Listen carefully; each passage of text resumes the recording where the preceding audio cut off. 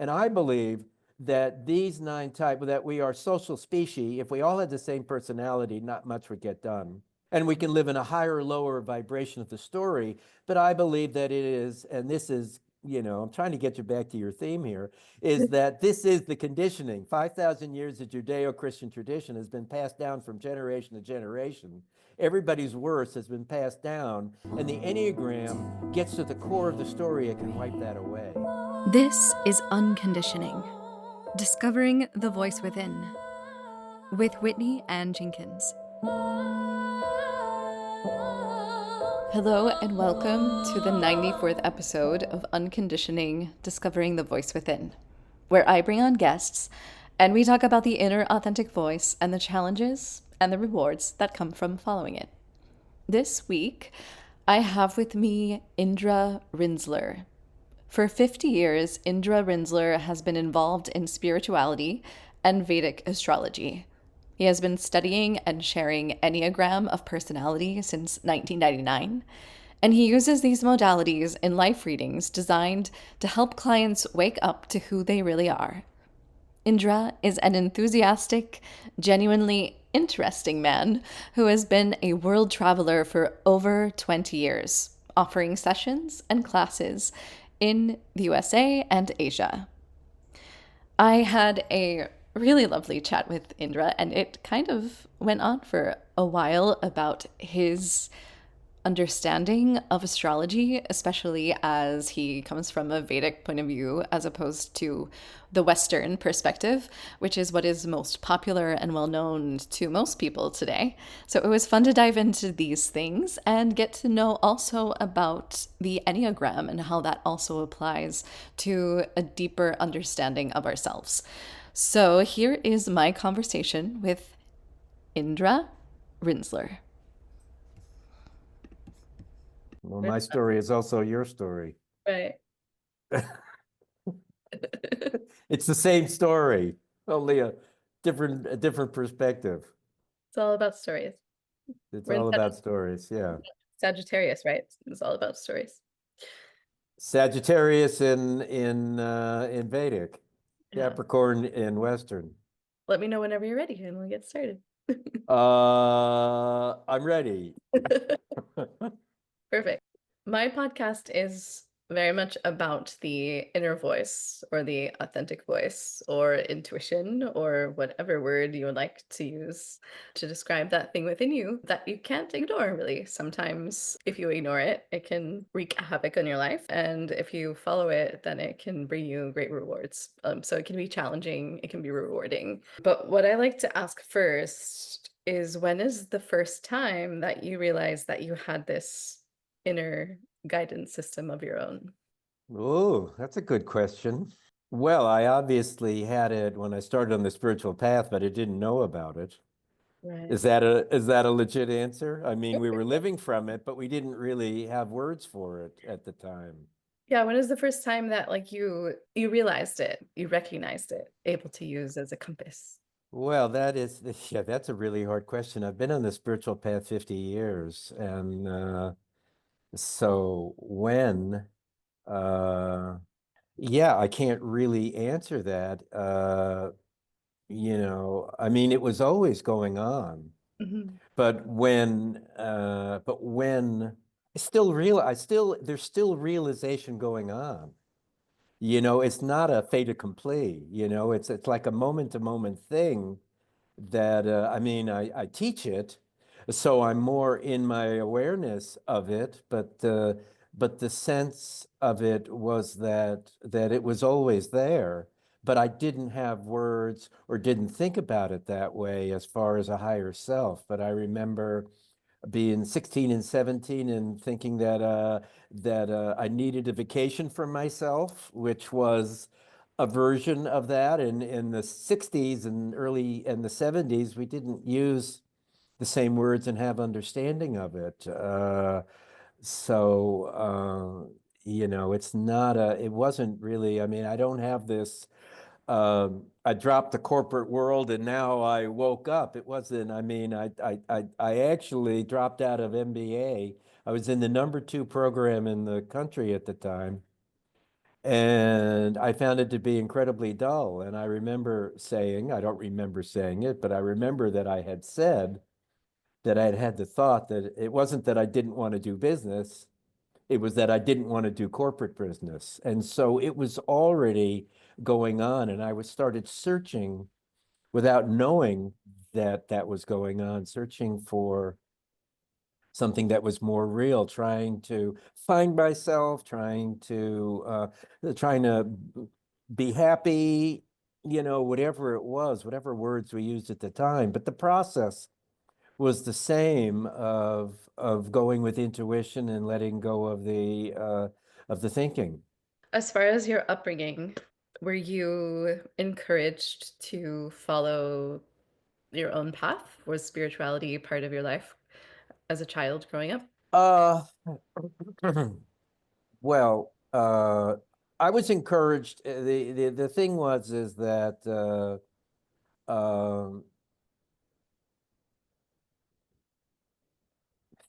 again, we didn't really use the same words, but the idea was that my parents knew that my parents died rather young, 50s, Oh, wow. of natural causes. And the from 50 years later, I can and I was in my 20s. My mother passed uh, a week, 10 days after I graduated college. So it was a bit of a setup. And the reality of it is that they as the youngest and living through the war and living through expectations of family, and the family wasn't any much different than any other. But my parents didn't really have the ability to be rebellious. Well, I guess they were rebellious in their own way. They didn't have the ability to be able to, I'm going to travel the world and be an expat and I'm leaving. But they set it up to take all of the brunt so that I was free Hmm. to to explore. And was I encouraged to be rebellious? No, but I was encouraged to use your word, to let go of the conditioning, to be blocked from the conditioning. And again, this seems to be a theme that we didn't use the word spirituality, but in fact, when you look at it later, it was in a sense spirituality. That spirituality was to not follow the Jewish path, but it wasn't the spirituality of Ram Dass and Dalai Lama and Thich Nhat Hanh. It was an early version of that. If you listen to the 60s music, it's hints of it. I can't think of any songs right at the moment, but it's more be your own boss and go your own way, and Fleetwood Mac song, Go Your Own Way. But it was like in relationship, in the mid 70s, it was like relationship, but it's like now it's like, oh, be on social media, express yourself. It has a depth that was always there, but it wasn't seen as that depth because it wasn't understood. Right. And what happens is that each generation gets the gain of the generation before. I like to say that I have a daughter. I have two daughters. One is turning 50, and she's still in the guilt generation. And my younger daughter, who's 4 years different, doesn't buy into that. In those 4 years, and I mentioned this on a podcast the other day. I went back and looked at college yearbooks, and the first one, everybody's got the tie up and the jacket on and sitting in straight lines. Okay, I think it was 65. Then in 66, there's like two or three ties down, and maybe there's one guy at the edge standing up. Okay. The next year, 67, is like there's no lines and no ties. And 68 is long hair and probably less people in total chaos. And in those 4 years, it totally changed. So it can change. I mean, you think about 4 years presidential elections. You think about without politics, how the country changed from election to election, or election cycle to election cycle, or from president to president. It's not only about the president. I'm thinking just culturally, not the politics, but how much change there is.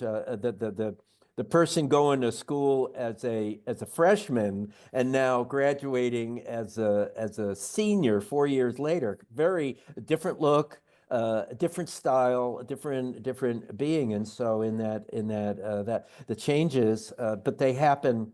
But what happens is that we learn in mass that when somebody figures it out, whether they tell anybody or not, everybody gets tuned into it. Do you understand what I mean? Oh yeah, absolutely. So I was rather amazed about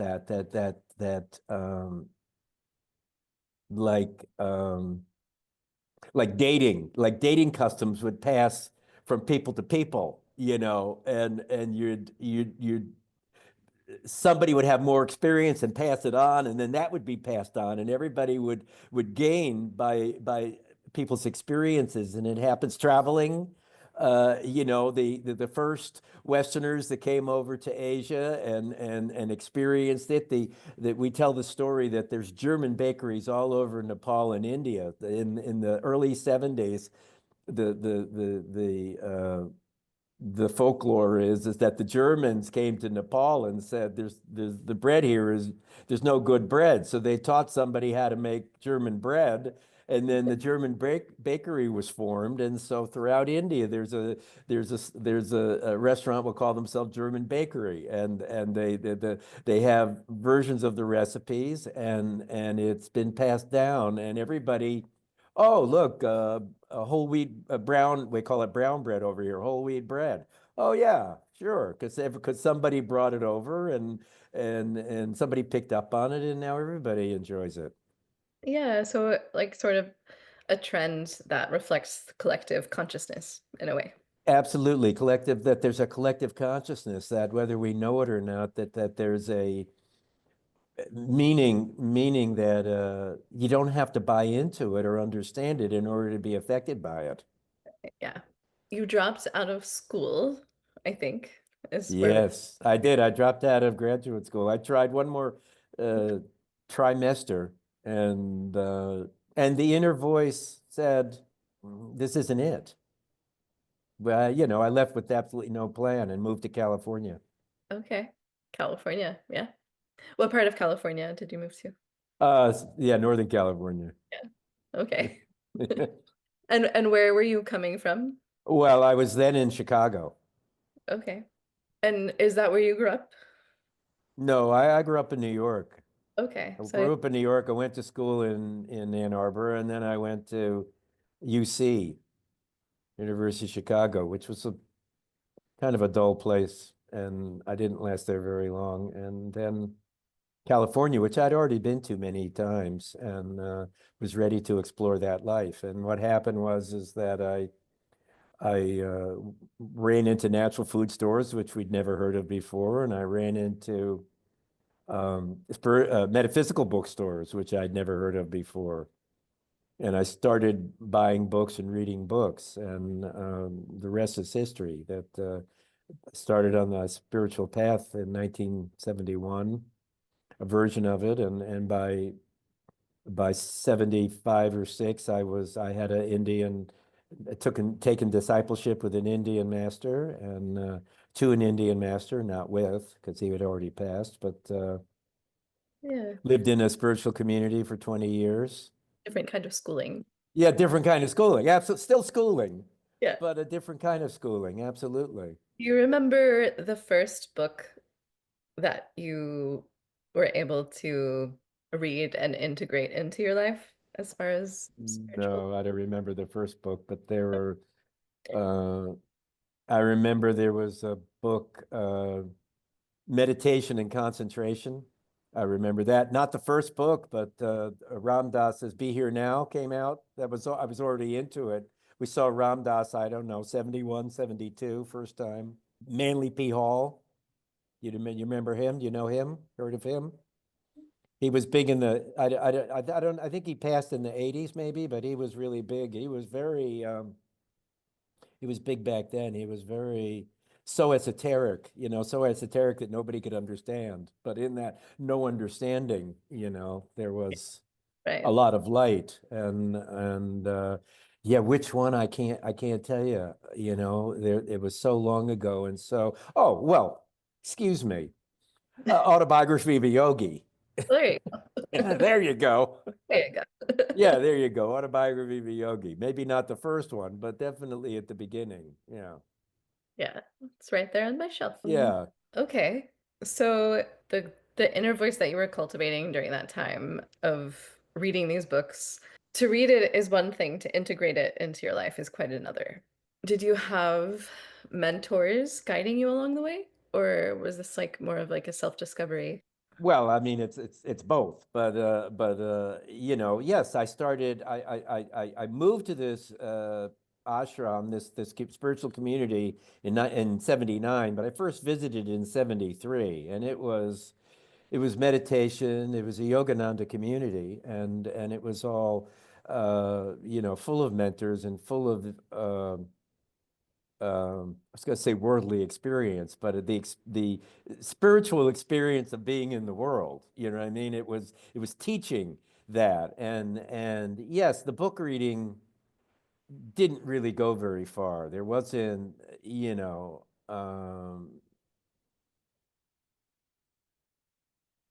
it wasn't really a how-to that you could. I mean, when Ram Dass talked, he was talking about spiritual life, but it wasn't something that was integratable, something that was followable at the time. But it was a time of following your inner voice. That was living it, and it wasn't given a structure, but it was given the idea of you ever hear of Stephen Gaskin? Mhm. So he was teaching a class, I think it was San Francisco State. He was teaching a class, and then it became a Monday night class, and it was a gathering in the park. I think when I finally got there, it was maybe the last one. And then I think that somewhere along the line, they bought a bus, and then they bought a few buses, and they decided to travel the whole country, that the class as a structure in the class in the university ended, and they traveled around the country in these huge school buses before they landed in Tennessee and built a community, whose name I can't remember at the time, but Summertown or Somerville, Tennessee. They built a community, which has changed radically since they've all the originals have all passed, not all, but Gaskin passed, and his lady who was the midwife passed, but I do believe, but it went co-op. I ran into somebody here in India years ago and told me a later story, and it had gone sort of co-op and it changed, but at the time it was all very free and easy, but it wasn't structural like it is now in terms of, well, how are you going to support yourself? It was no questions like that. It was just living. It was all living and being without a need to define or to even to understand. You just followed what your path was, and everybody who, the people who were in the class who believed it got a bus and went on and followed, and beautiful, open-hearted experience. Plan? No, no, not such a thing as a plan. That's a 21st century sort of way of looking at it, not back then. Right. So when did you first come across meditation? And what was your first understanding of what that is? Well, my first understanding was that with these books, meditation, that the concentration came first, and then you learn to meditate. And I remember meditating at the temple at this place I visited in 73. And as soon as you started to meditate, you start to yawn. This is very typical because the mind says, let me out of here. Mhm. So I remember that very much, that it was a battle to stay with it, because all of a sudden you get tired and you think, oh, this isn't really fun, and let's go try something else. And so there's the immediate battle with the mind. Were you able to break through the battle? Did- Yeah, 40 years later, or 35 years later. I meditated, but I learned not to listen to the mind. I learned to follow the gut. I learned to just tune it out, and I don't really listen to it anymore. I know some of its stories, and I just don't really care to Yeah. hear them.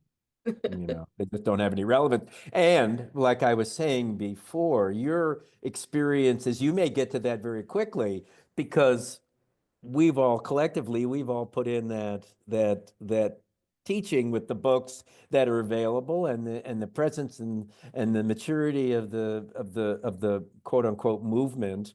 But the collective consciousness is that your mind isn't as noisy as my mind was, because perhaps, there's still a lot of people with noisy minds, but they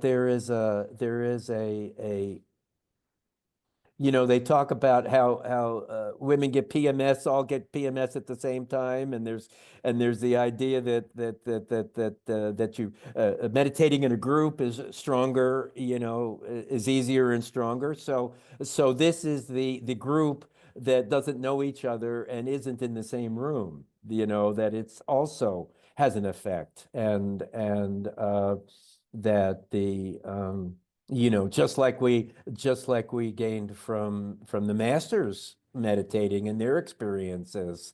And I meditated in a few times in Yogananda's attic in Calcutta, and it was incredible.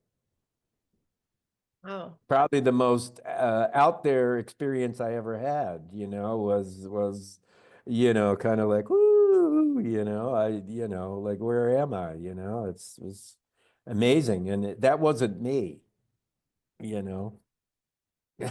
It was it was this body having that experience, but it wasn't I'm not the cause, it was already there. I just plugged into something that was already there. You said something about our minds, or maybe my mind's not being as busy as yours. I'm not sure if that's true. But also, like, we have technology constantly now versus then. So I'm not sure how that sort of plays into the picture of it. Well, I think everybody has their challenges and has their strengths. Each generation, and maybe your mind is busy, but we didn't have podcasts to be able to share with people around the world, and we didn't have 40, 150 people at the local yoga center who have already been meditating that you take yoga class with, and we didn't have you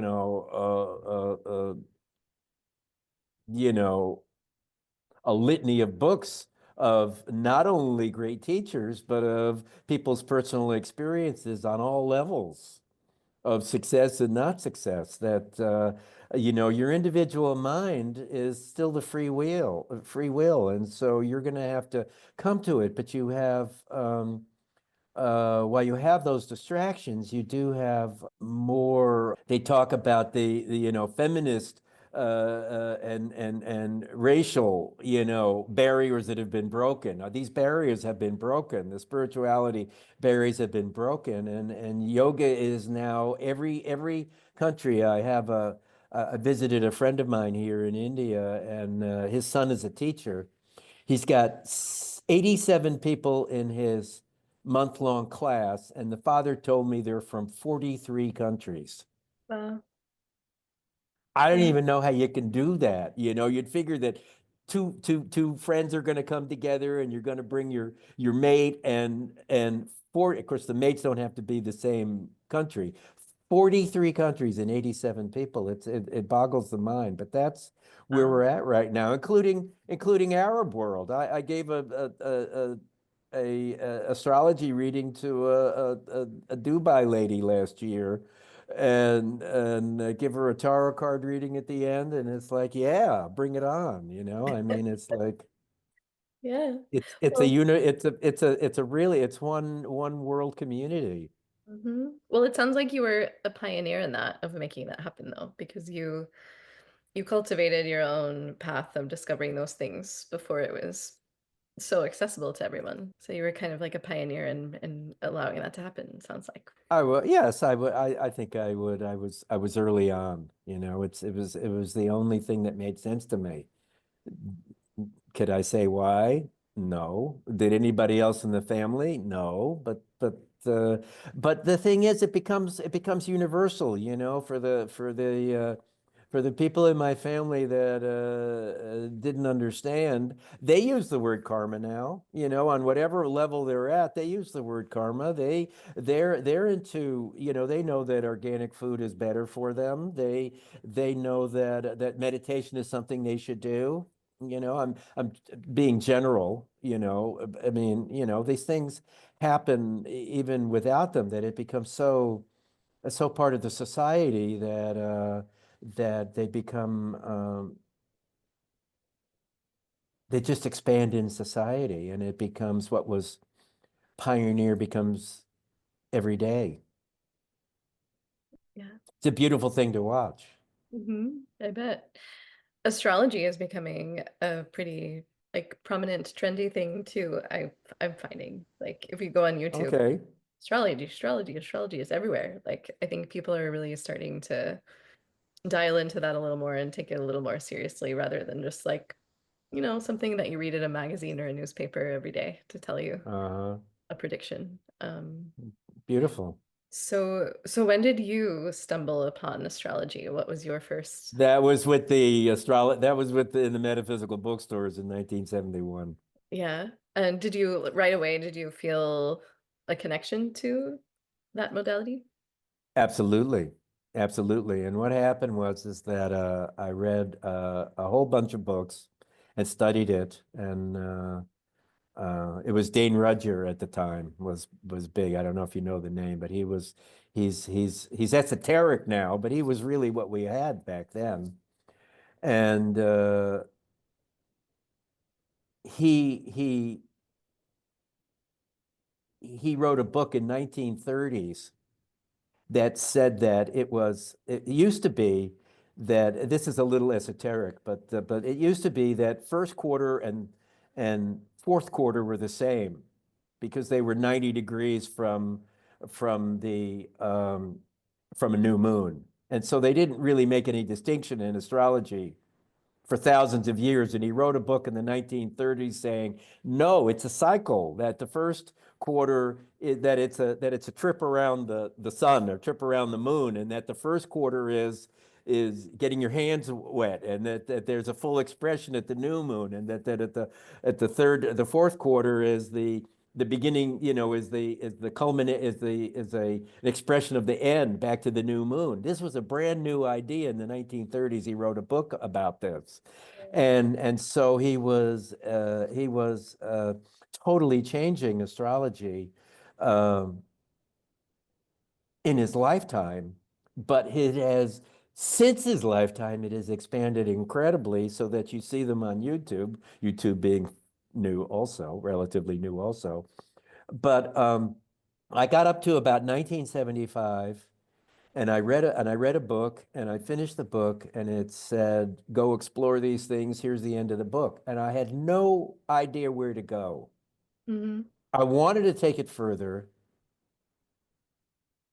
but before internet, living out on 80 acres in rural Oregon, not near my bookstore anymore, I had no way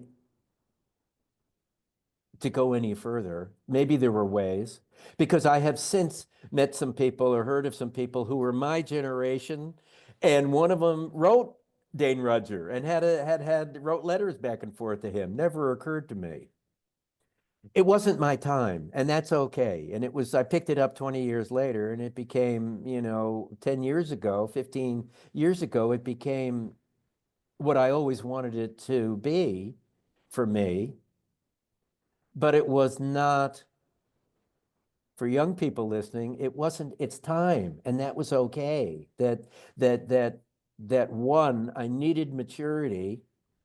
What I really wanted was a mature, sophisticated understanding that wasn't based on the rules, because I didn't really believe the rules, Mhm.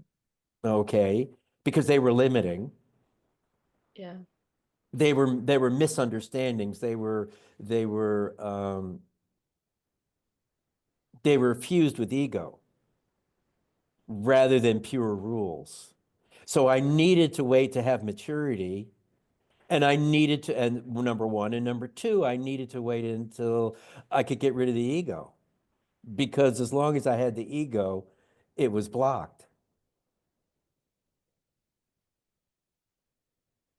It was it was blocked by my own mental thinking, Mhm. but it was blocked by the gurus because he's not ready yet. They didn't physically block, but it was like, Energetically, yeah. yeah, you didn't get it yet. I didn't get it yet. I'm saying you, meaning for people in their own, if they do it to you, it's you didn't get it yet. But I didn't get it yet. And when I finally got it, then the doors open and all the understanding came. And then during COVID, there were two modalities that are connected with astrology that I knew about for 25 years but didn't ever feel to explore. And then all of a sudden during COVID, within a couple of months of each other, boom, I was ready for them. And that process, I want to express that I love the process, and I have no problems with the process, and I don't feel, oh my God, I wasted years, and I could have. I mean, if I could have, I would have, but I didn't, because I wasn't, and that's okay. And I like to say, and why completely disappeared. I don't care why. It doesn't matter to me anymore, Mm-hmm. because there is no cause. There is no causation. Things have coincidence, but they don't really have cause. Mm-hmm. They don't really have cause. They just are. They just are. You can't really label a cause. Are you hungry because you ate early last night? Or are you hungry because your boyfriend didn't call? Are you hungry because you're nervous about your exam tomorrow? I mean, what's the cause? All and none? Okay, but that's easier, is just to let go of the whole idea. Yeah. And then how far back do you trace the cause? Because that could go back for a really long time. Because your mother overate. Right. You're hungry because your mother overate, because your mother put the food in front of you and said, good girls eat. Yep. And your mother overate because her mother never ate. See, like that. Yeah, right. That's it. That's the passed down from generation to generation. Yeah. So what's the cause? So better, more useful is to just let go of the whole thing. Just put just throw it in the garbage can. Put it in the river. Just let go of the whole idea. And then there's a tremendous freedom in that. Hmm. That it just is. And can it take you 20 years to live it? Yeah, if you're lucky.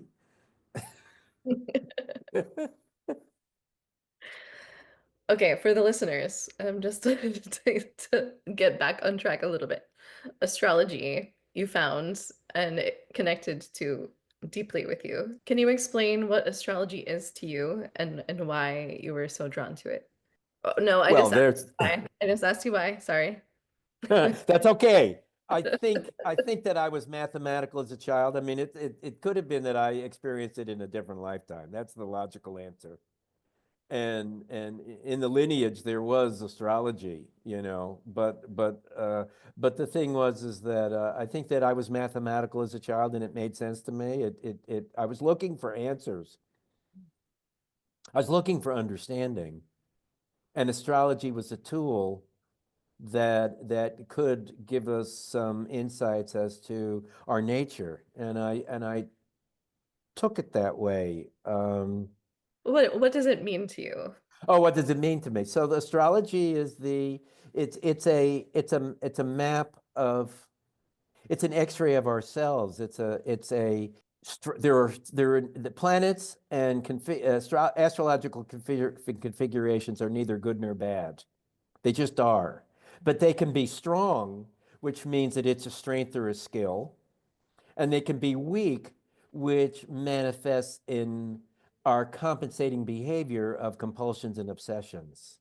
And so it's a blueprint or an X-ray of the circumstances that we've been given in this life. And some of them are everybody has some sort of challenge. Even the challenge of no challenge is a challenge. Mhm. But it's a blueprint of the energies that we've been given that we have to work through. They're in the personality. The soul doesn't care about the chart. The soul is above the chart. But as you might take a test, they have tests to figure out your career. This is a way to enunciate your particular challenges and strengths and weaknesses of the chart. Yes. And is there a particular focus um, that you like to start with? A focus of the chart? Yes. Oh, well, that's a great question. So one of the other teachers that I read in the early 70s, I got to the end of one of his book and I didn't know how to go further, was a book by Mark Edmund Jones, he's the one that actually invented, well, he was there at the Sabian symbols, which some people are aware of. Um, he had an artist that helped him. So they did it together in 1925, the Sabian symbols. But his other work was a thing called Whole View. And he of a book that was 30s or 40s. I mean, it's mind-boggling, 30s and 40s. And his idea was that there were 7 shapes to charts. And the reality of it is that you can have a couple of these. You're not only one. It's a little hard sometimes to figure out which shape is yours, but there are 7 shapes, and the shapes are like a seesaw, which is some here and some here, opposite each other, and then there's a bucket where there's a lot here, and then there's one over here. That's a bucket, and then there's splay, which is everywhere, or maybe that's splash, and splay is maybe three groupings, and they each have a personality concept associated with them. And his theory, the way he presented it is that I start, because this is a beautiful question that you've intuned here, is that so he said I start by looking at the chart, the overall chart, and I get a feel for the nature of the person based on the overall chart. Mhm. Now, this is a little known now, but it is still kind of esoteric, and it is not Facebook 101 type of knowledge. And because I'm a Vedic astrologer, not a Western astrologer, and I go on Facebook groups and they say, "What's my problem?" And the thing is that I don't know what your problem is, but because I don't believe that that's where your planets are.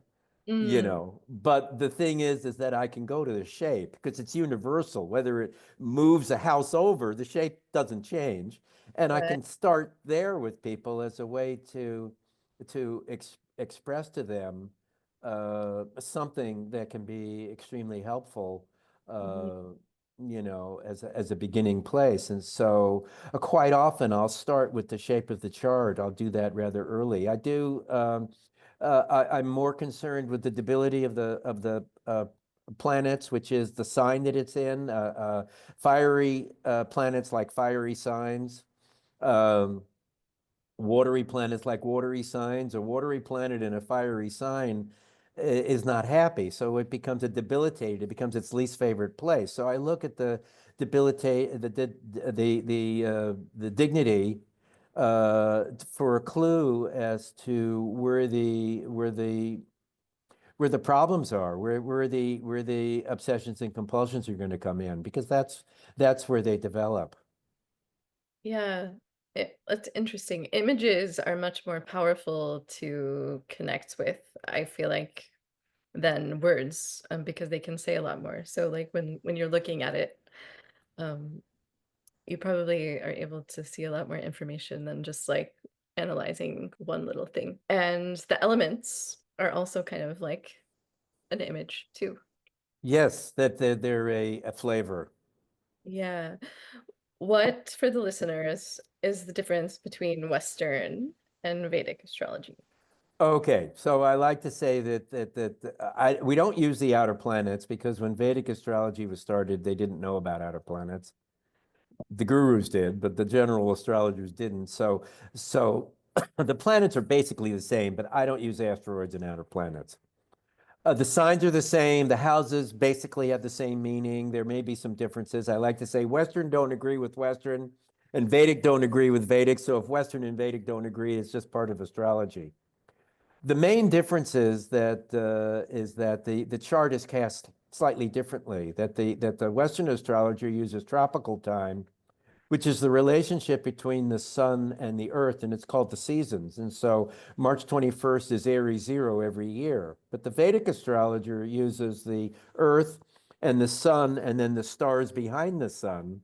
And that changes every year. It's on a 26,000 year cycle called the precession of the equinox through the cosmos. And 72 degrees, 72 years is 1 degree. The two systems were the same 400 AD.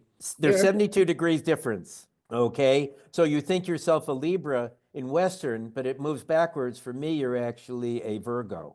Okay. And so the chart is cast slightly differently so that the signs, if they're less than 24 degrees, then they will move to the next sign. And that can be very confusing for people, but I like to say to them, the Whitney that's with coworkers is Yeah. not the same Whitney that's with parents. It's not the same that's on the town with the gals. It's not the same on vacation. Right. And not the same with the in-laws, where we have these different aspects of ourselves. And so the tropical chart and the sidereal chart or Vedic chart, sidereal time, the chart is just another expression of ourselves. And I believe that I'm only interested in spirituality.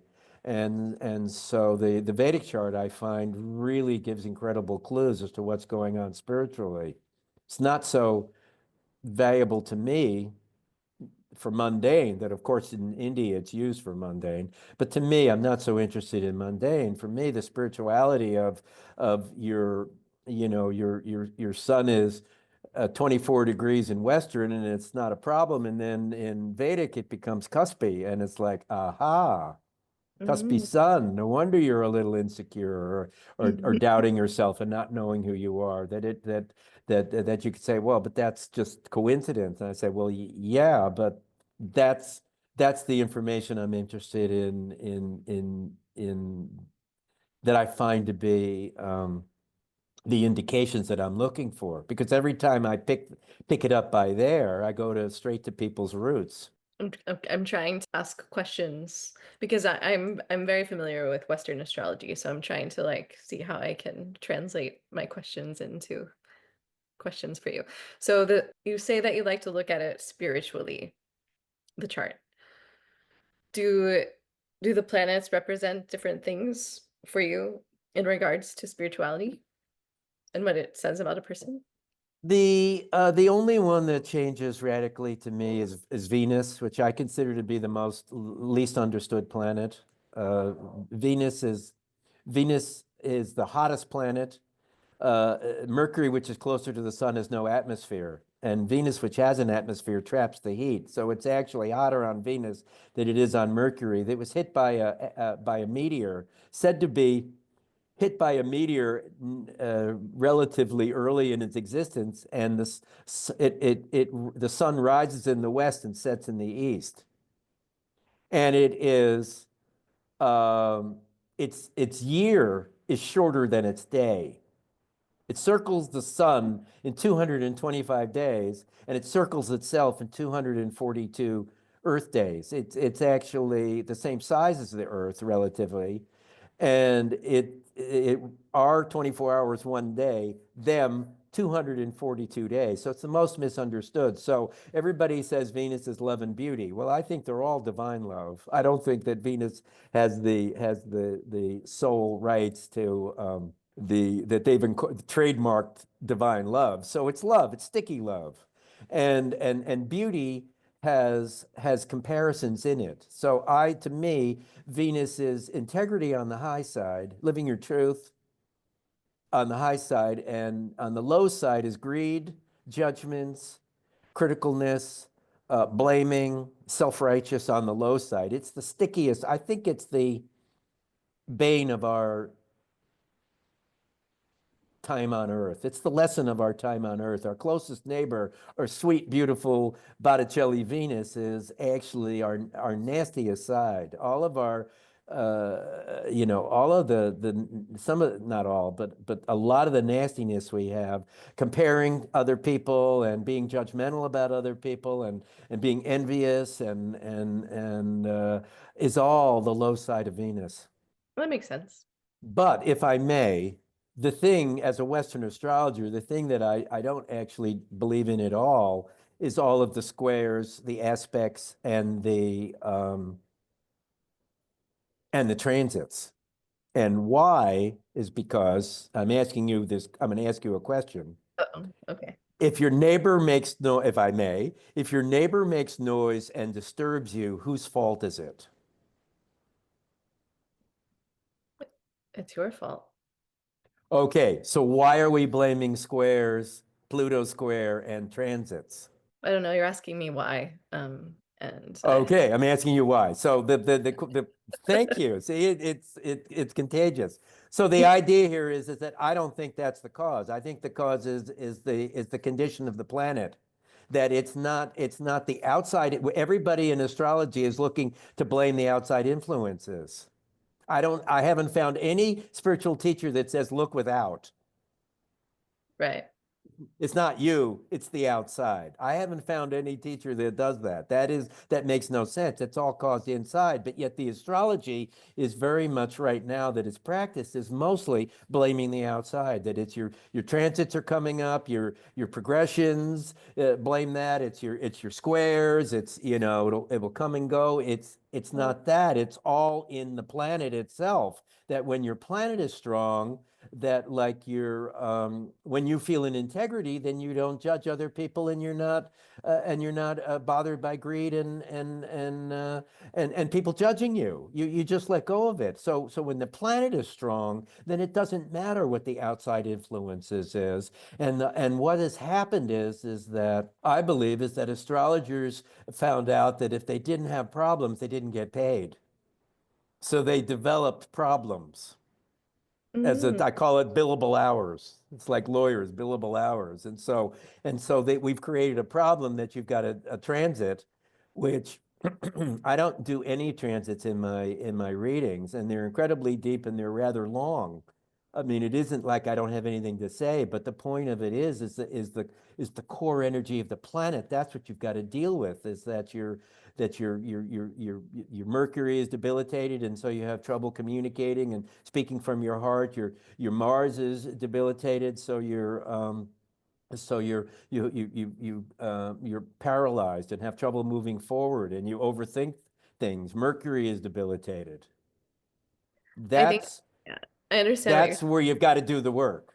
Yeah, yeah. It's kind of like all of the other outside noise. Like you have to be like solid with yourself before you can even consider all of those other things anyway, right?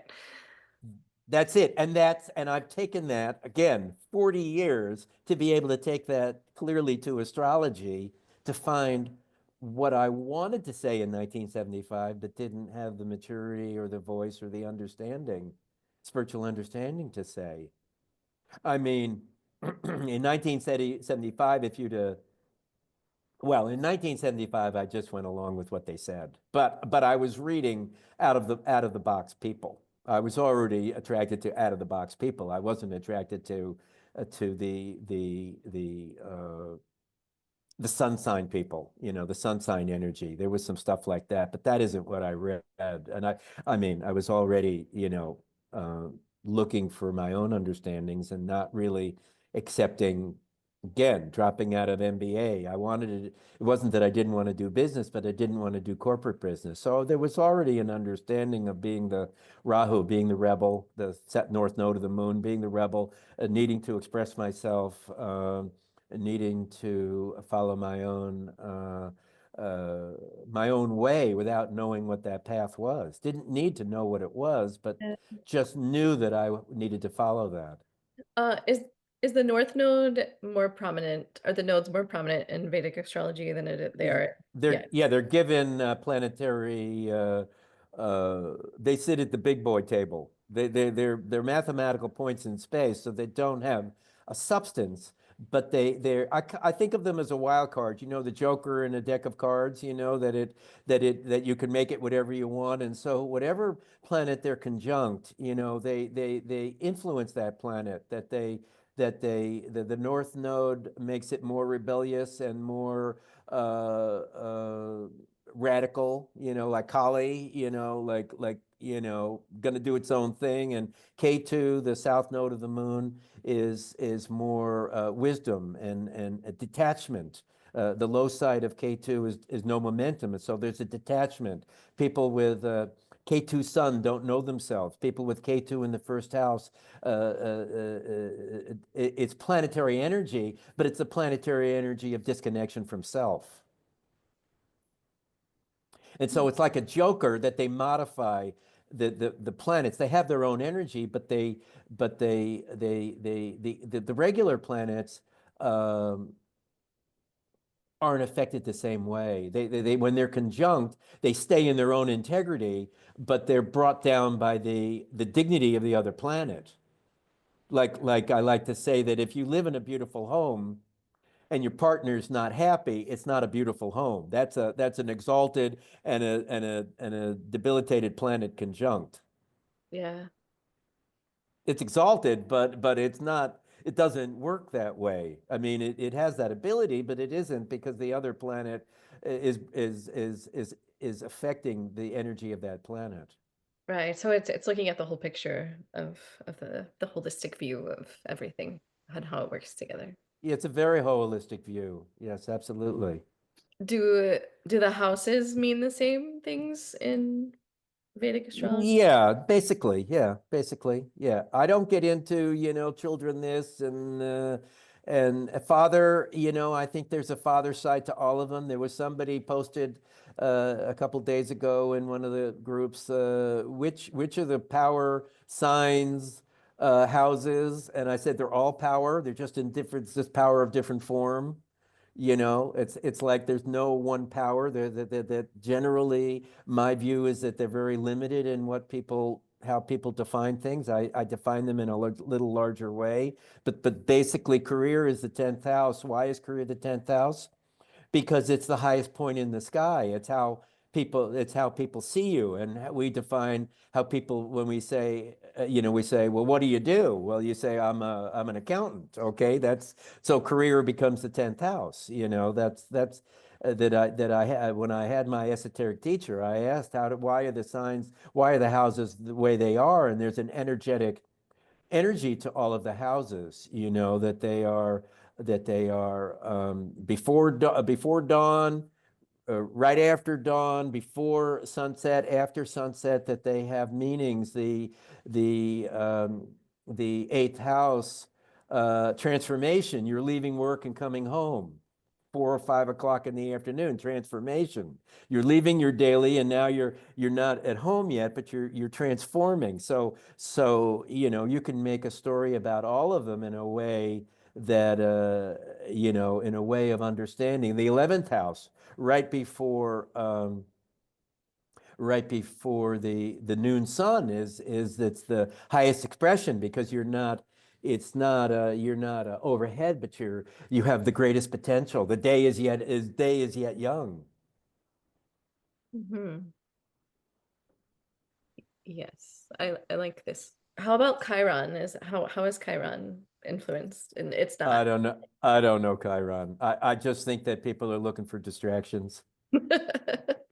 I only ask that because people call it the wounded healer. And Yes, everybody calls it the wounded healer. And and and it's got to have a high side, and nobody talks about a high side. Somebody told me, so I do astrocartography, location astrology, and somebody told me that Jim Lewis is theoretically the guy that started this. I read his book, and I never saw this in his book, but somebody told me that Jim Lewis said that you should never live by a Mars line, and I said that's ridiculous.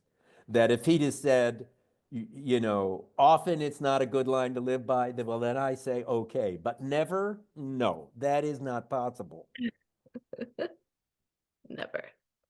Never is not possible. So this wounded healer is always a negative, and that doesn't make any sense to me. Yeah, unless they're taking the healer word as a positive, but I don't know because you have to go through the wound first. So I'm not sure you have to go through the wound. I think you can just, maybe we have to, maybe we don't. Because when we wake up, we very quickly can let go of stuff. It speeds up, and you don't have to process every damn thing. You can, you can take a broad stroke when you really when the light is bright enough, you drop things rather quickly. You don't have to process them anymore. that's interesting because of the transits that you were talking about and how you don't necessarily like pay attention to those. Because I feel like in Western astrology, there's a lot of almost maybe even fear now based on like when transits are gonna like hit you at a certain age or a certain time and like to look out for certain things. But Yes, and is that a good way to live? Is there any spiritual book that you've read that suggests that is to be oh, afraid of the future and to paralyze yourself with the possibilities that God is not there when you need him or her? it sounds like to know thyself and how like the planets are working for you. I think that's a better way to go. Yes. Yeah. Um, But you understand, you seem wise. I'll say wise beyond your years. Let me say that. Maybe that's the oh. best way I can say it. And so I think you understand what I'm getting at is that I call it, I say, people say, well, how should what's the best way for me to learn astrology? So I say, being who I am, I say, read every book you can find for 2 to 5 years. And then all the rules that you've learned, throw them out and feel the energy of the planet. Mhm. Feel the energy of the configuration. Don't based on group think, but based on your own experience and feeling. And there's an intuition with it. And so you may have two people that have similar configurations, and you may give them completely different advice. Right. Yeah. Because they have different needs. They're at a different time in their life. They have different needs. People want absolutes. This is a real problem in the location world. Everybody wants that the Jupiter line is good and what Pluto line is bad, but that isn't true. No, you need all of them to like exist, right? Because Well, all they of all exist. You may not need them, but it may be that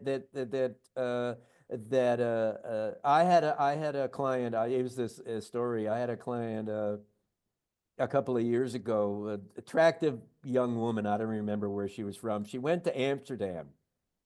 Amsterdam. There were no lines in Amsterdam. She didn't meet anybody. 25 years old, attractive young lady. How can you not meet anybody in Amsterdam? There were no lines. So Amsterdam isn't, Amsterdam is a groovy place, but it wasn't for her.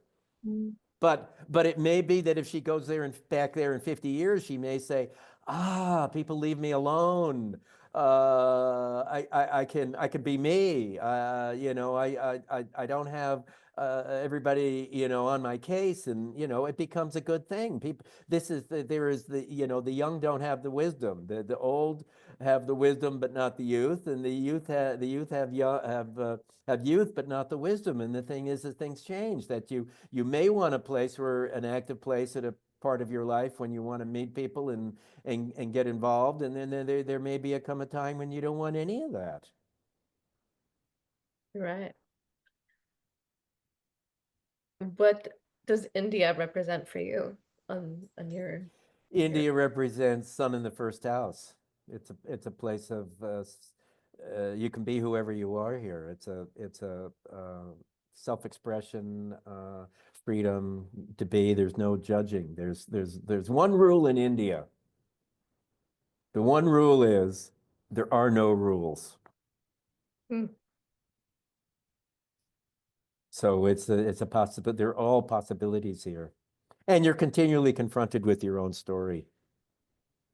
People honking on you with the motorcycles, the cows in the road, doing a solemn, you know, the skiing solemn, you know, around the curves through cow pies and the streets and you know, motorcycles behind you, beep beep beep, honking at you all the time. I mean, it's total chaos, but you learn to love it because you can be anybody, that nobody knows anything and nobody cares, and it's total freedom. It's a I like to say that that people love Rishikesh because it's like the parents are gone all weekend all the time.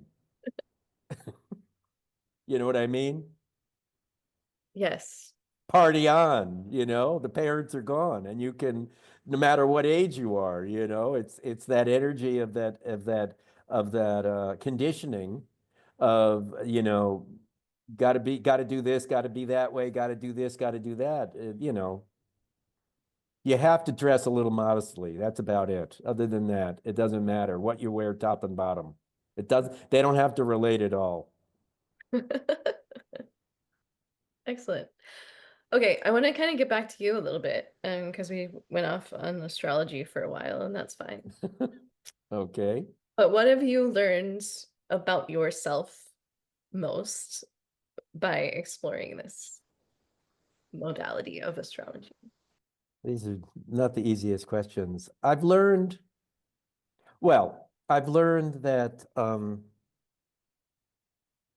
that you teach what you need to learn. I've learned that I've learned that it's created a format for me to speak my mind. I mean, it's yes, help other people, but it's really about helping self. Mhm. And so what it does is it gives me a format to learn about myself. And what I've learned is the insecurity of communicating, the insights are good, but I need that forum for it. It gives me a forum to be able to reach out to people in an acceptable way for my own awakening. Happy to take other people with me, but you know, it's like I like to say, it's like the air mask in the airplane. Put your own mask on first before you put your kid's mask on. So, so how Facebook 101, you want to change the world, change yourself. Right. So that's what it gives. That's what it has given. That's the ability of it. That's what it has meant. And so much of the teachings, the wisdom, it's not my wisdom. It's just wisdom. It's not my peace. It's just peace.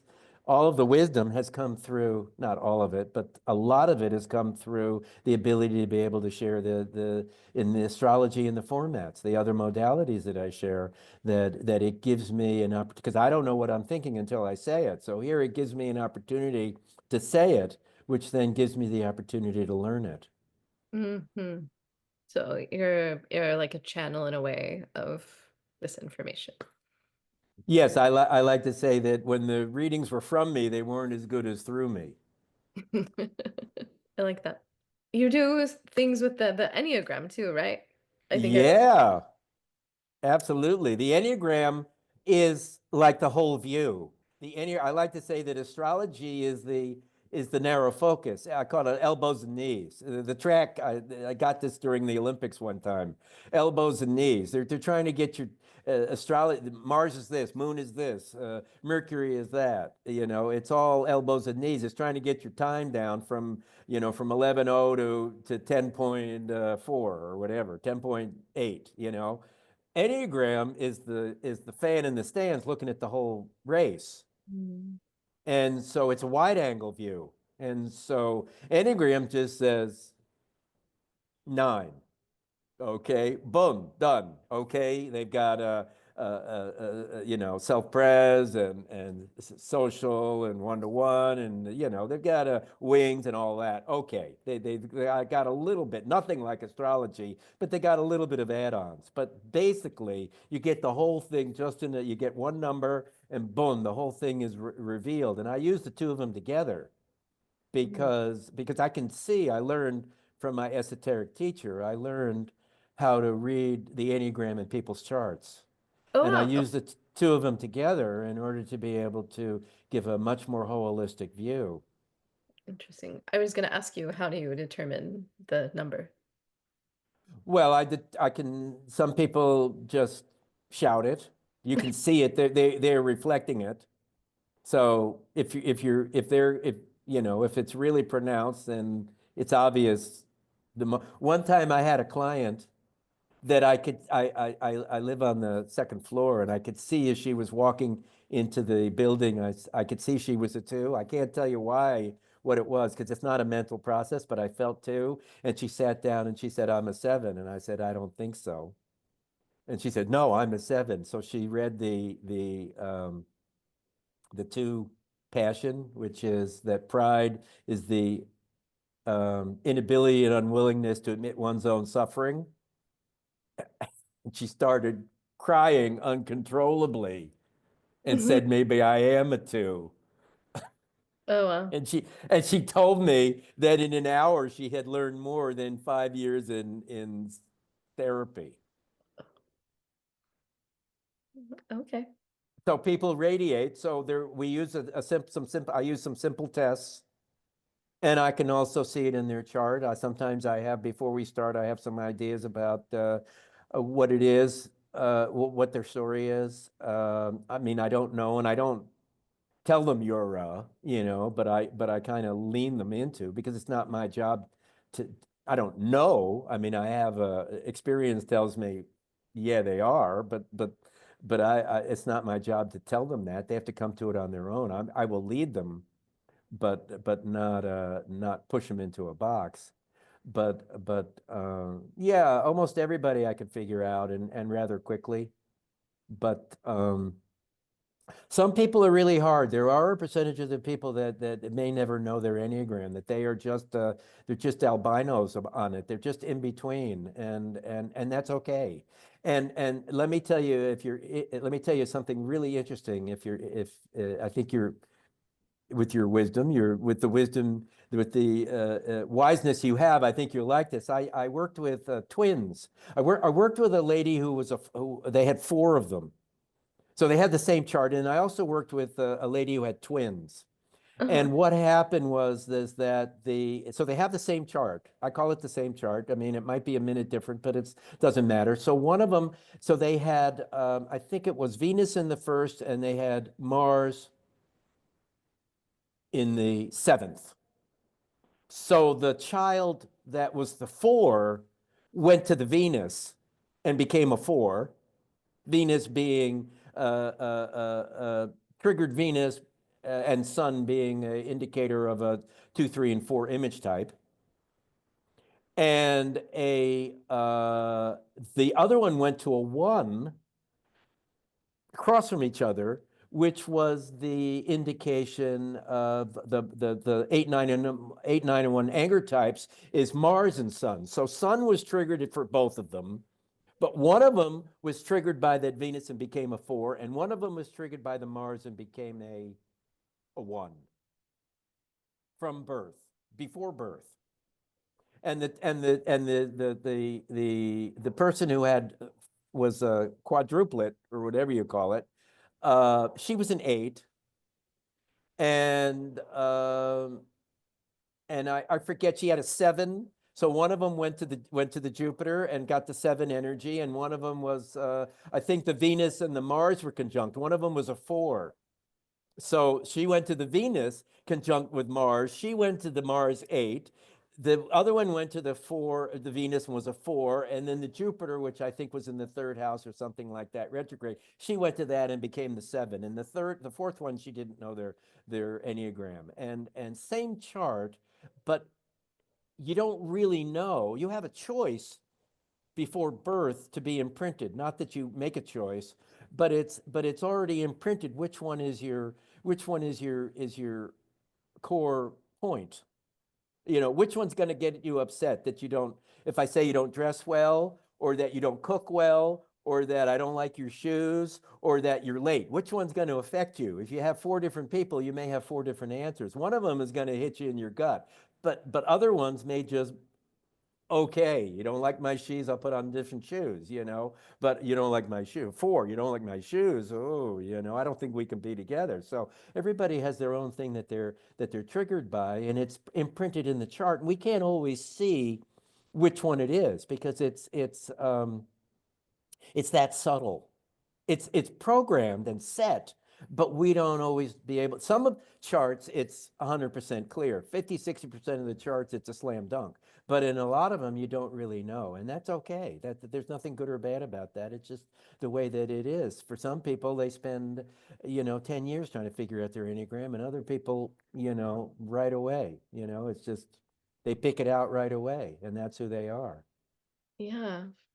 For the listeners, if they are not familiar with the Enneagram, could you just briefly describe what that is? Sure. So there are 9. There are said to be it has a geometric symbol, I guess you would call it. It has 3 geometric shapes in it, and it creates 9 points. And so you can put anything at the points. In the 60s, somebody put personalities at the point, and it became the Enneagram of Personality. That there are 9 personality types, and while on the psychological level, it helps you to have better relationships. One of them is at your core of those 9 types, and it's your whole life. And so psychologically, you can have better relationships and more understanding of yourself through understanding the Enneagram. But there's no way to get out of it psychologically, because their end game is observing behavior, but they don't go any further. Spiritually, the Enneagram is unique because it has no bias. It doesn't care what your story is, and it gives you the core triggers in order to be able to live in the moment.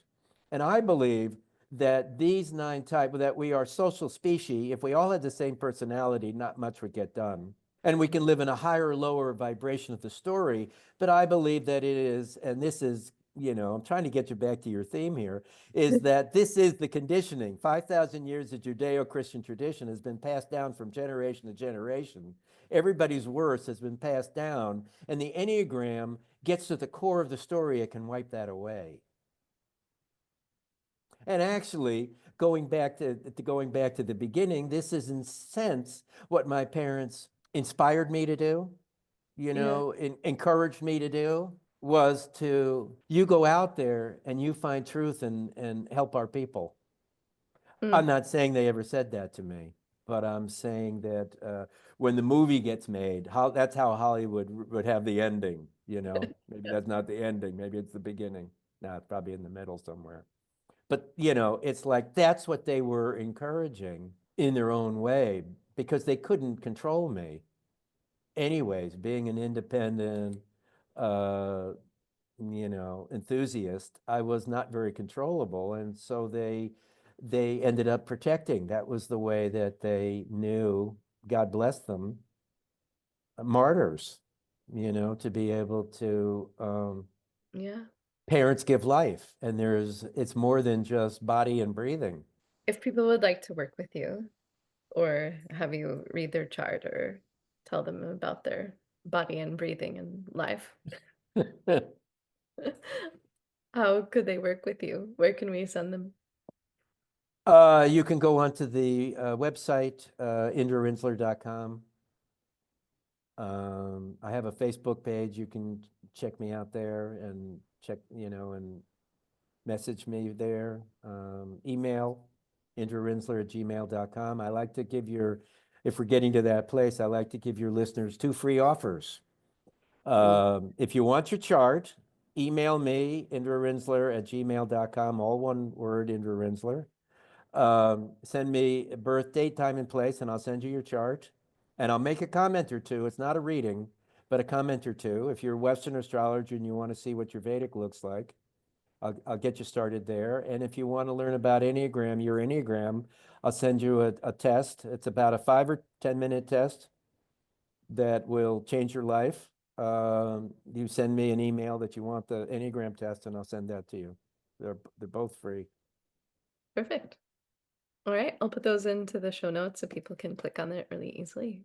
That's very generous of you. Is there anything on the top of your mind or heart that we have not gotten to that you feel Well, like? you got to the Enneagram, so I feel good about that. Yeah, just in the moment, it's a long. I wrote a piece in Facebook recently about I had some clients recently that just didn't get it. They just didn't hear, and they tell me. I tell them that they're that you overthink, and they say, well, yeah, I know, I realized that yesterday. Now, yes, now I get it. And so no, you didn't. You just, you just uncovered a layer here. And so I made a post on Facebook about the analogy of making the spiritual path a 1,000-word puzzle. And I said that we get 2 or 3 pieces put together and we think, the whole puzzle is put together. No, you've only put together 2 or 3 pieces. And it's a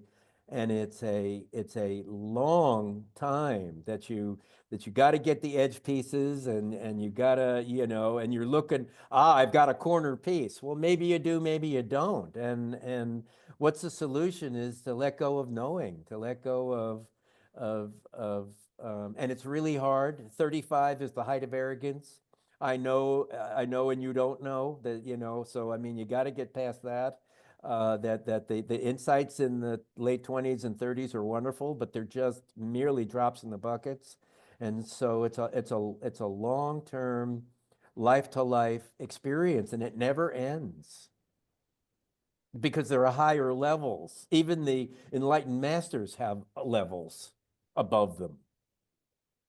Right.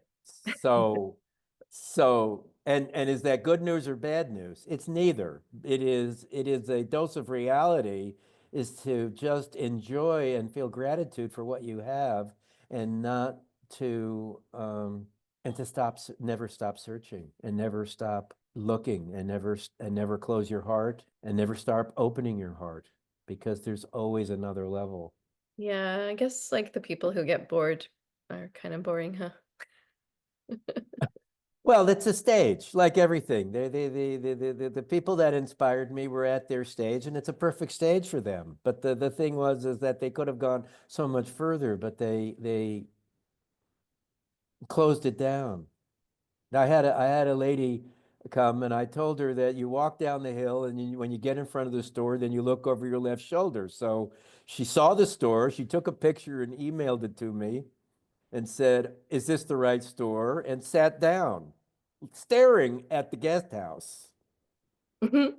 And then I waved to her, and then she wrote me and said, "How do I get in?"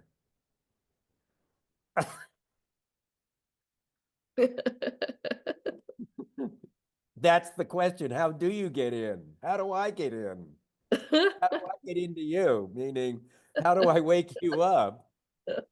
And she didn't. She got as far as she could, and that's okay. There's a part of me that says, why won't you listen? You can get more, it can be more. And the other side says, you know, thank God she came and she heard what she heard, and the seeds will germinate, and that's okay. That I'm not the, it's not me, it's through me, and it's not my work. She's not my kid, and I'm not God. I am one with God. I am like God, but I am not God. It's not my job. My Right. job is to work on me. I need to do that full time. I don't need to, I'm not responsible, because when you get as you're the analyst or the doctor or you know, or the clerk, you can't be responsible for. I was teasing that, telling somebody years ago, the if you bought a heater, you'd say, "Is it guaranteed?" In India, and the shop owner would say, "Yes, it's guaranteed until you take it out of the store." Yeah. Then I was telling, we were talking about that with a friend of mine next door, and she bought something, and the guy gave her a 3-month guarantee. This was later. She told me, it's, oh, well, that's new, a 3-month guarantee that I forget what it was, that it would work. So that is new India now, a 3-month guarantee. But it used to be, as soon as you leave the shop, then your guarantee is done. So that is the way that it is, and so I don't have to be responsible for what happens. The politics, the changes that are coming in the country, the changes in the world, they're needed. Are they how I envisioned it? No. But the changes need to happen. And so it comes in its own form. And who am I to judge spirit and Yeah. existence? Does Vedic astrology comment on things that are happening in the world and cycles that are happening in the world as much as Western astrology tries to? Well, the Vedic astrologers will comment on everything. But interestingly enough, is that tomorrow I have a podcast, and the podcast is I'm supposed to read Trump and Vance's chart and explain what's happening in the world and and what their charts mean and what the future will hold. So I don't know what I'm going to say yet. I've looked at the charts.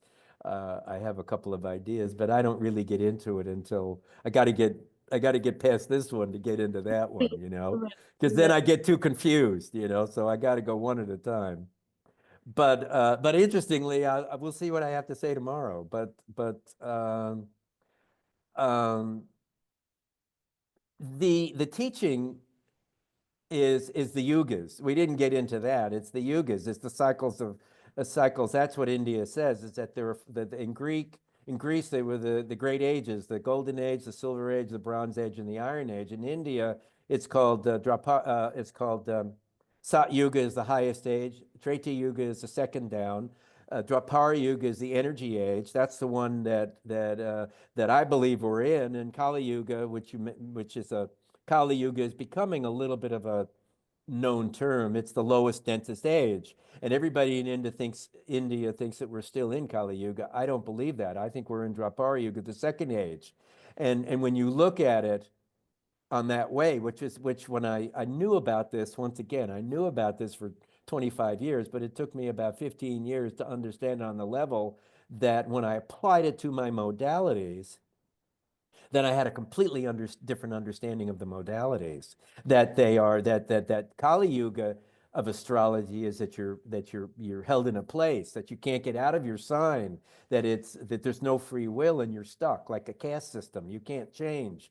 Dwapara Yuga says no, you can change. That it's just merely a style of energy, and the fact is that there are people living at each level of yuga, style of yuga, in each yuga, so that there are Sat Yuga people here, Dalai Lama, maybe, you know, maybe there are people we don't know, you know, Thich Nhat Hanh, you know, there are people like that that are living on the highest level, and there are people that are living in the densest Kali Yuga, even though the age is left, who are middle-aged in their thinking and ways of being. You know, there are maybe some countries like that, but even there are very enlightened people in that. In even in the enlightened people that came out of the concentration camps, you know, it is not fixed that you are, while environment is stronger than willpower, you can, you can rise above that. People have the karma and the nature to rise above that, so you're not completely stuck. And so when you understand that we're in the body-mind connection that's happening now, and then you can change your thinking about these modalities and everything, and see it as a in a flow rather than static. The different levels all existing at the same time, also during the same time, um, is probably necessary for understanding and contrast. I don't know. I wouldn't say necessary, I'd say natural. Yeah. But yeah, but I think the mass of it is that we have I like to say that we've been given that Dwapara Yuga is 2,000 years long, and that we're 125 years into it. And if you put that over 9 months, we don't even know we're pregnant yet. We're 2 weeks in. And I posted years ago, I posted a picture. I found a picture of this young lady sticking her stomach out. She was she says 5 weeks pregnant. You know, she's taking her 5 week picture, and you don't see anything. So I have this smile. I'm 5 weeks pregnant. I'm sticking my stomach out. It doesn't look like anything. We're 2 weeks pregnant. We don't even know anything yet. We don't even know we're pregnant. And so where is it? How come we haven't changed? Why is it? I call this is the dinosaur death dance. All of greed, um, you know, these low energy ways of being, they're leaving. And the way that they leave is by inflicting as much pain on the way out, because Hmm. we have to move beyond them. They just won't disappear. We have to individually move beyond them. And so that's the transformation that's happening both on a individual level and a society level, all at the same time. Interesting. Is there a way to look at collective consciousness in a Vedic astrology chart? If you give me a chart of collective consciousness, then I can read it. Yeah. I don't think so. I think that the astrology is more, as I told you before, I don't think it's in the soul. I think it's in the personality. And so I think that the collective consciousness is the sum total of 1,500 readings. Is Right. that everybody has every planet retrograde, and everybody has every planet cuspy, and it's a collective consciousness, because the people who don't handle Mars well inflict it on other people, Right. and the people that don't handle Sun well inflicted on other people, and the people that don't handle Moon well inflicted on other people. So that is there is no one chart, but the sum total of it is the sum total of our experiences. Yeah. How many readings have you done, do you think? I'm very close to 1,500. Yeah. I've got about 20 or 30, less than 30 to go to 1,500. Wow. Is there an overall theme or a message that you feel like you can provide by doing so many of those? Well, I mean, the thing, the overall message is the book that I'm trying to birth, obviously. But the thing is that the overall message is that people get arrogant. The overall message is that people are insecure. The overall message is that people are blame. The overall message is that people are small-sighted. The overall message is that people get egotistical. The overall message is that people think they're awakened because they've touched into the beginning corner. I had a teacher here who said that awakening, the awakening experience, what people call the awakening experience, is really pre-awakening. That they get some level of insight and they say, I'm awake. No, you're in a pre-awakening experience, and he described it as now you begin your 15 and 20 years to where then you're